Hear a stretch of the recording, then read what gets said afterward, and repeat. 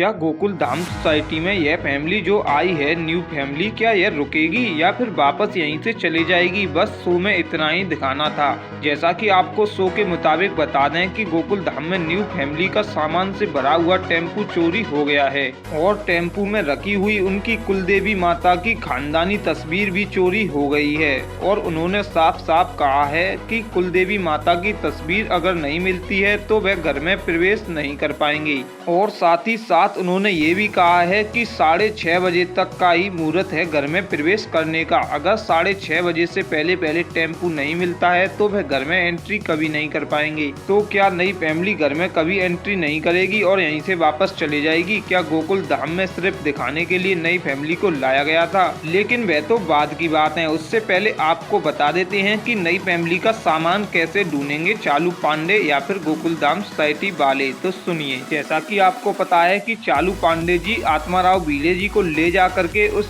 दुकान पर पूछते हैं चाय वाले की पर क्या तुम इनको पहचानते हो? तो चाय वाला साफ साफ मना कर देता है। और जिसके बाद चालू पांडे जी आगे किस तरीके से सामान को ढूंढेंगे उससे पहले आपको यह बता देते हैं कि गोकुल धाम वासी किस तरीके से इस सामान को ढूंढेंगे और किस तरीके से इस केस को भी सॉल्व कर देंगे। और चालू पांडे को यहाँ से वापस जाना होगा बिना केस सॉल्व करे हुए, क्योंकि जैसे ही इंस्पेक्टर चालू पांडे जी सोसाइटी से बाहर जाते हैं सभी गोकुल धाम के पुरुष मंडली वाले लोग यह व्यवस्था बनाने लगते हैं कि चलो अब गोकुल धाम के लोग कैसे ढूंढते हैं उस टेम्पू को। मतलब कि कहते हैं कि हम भी कोशिश करते हैं। और वह सभी लोग गोकुल धाम वासी सोनी भाई की जीप लेकर के चले जाते हैं बाहर और रोडों पर ढूंढने लगते हैं टेम्पू को। लेकिन जिसके बाद उनको काफी देर तक टेम्पू नहीं मिलता है। लेकिन चालू पांडे भी एक तरफ अपनी कोशिश में लगे हुए हैं और सभी जगहों पर नाकाबंदी लगा दी है कि टेम्पू दिखते ही तुरंत उसे पकड़ लो। तो कौन कर पाएगा इस केस को सॉल्व, देखना होगा अगले एपिसोड में। तब तक के लिए गुड बाय।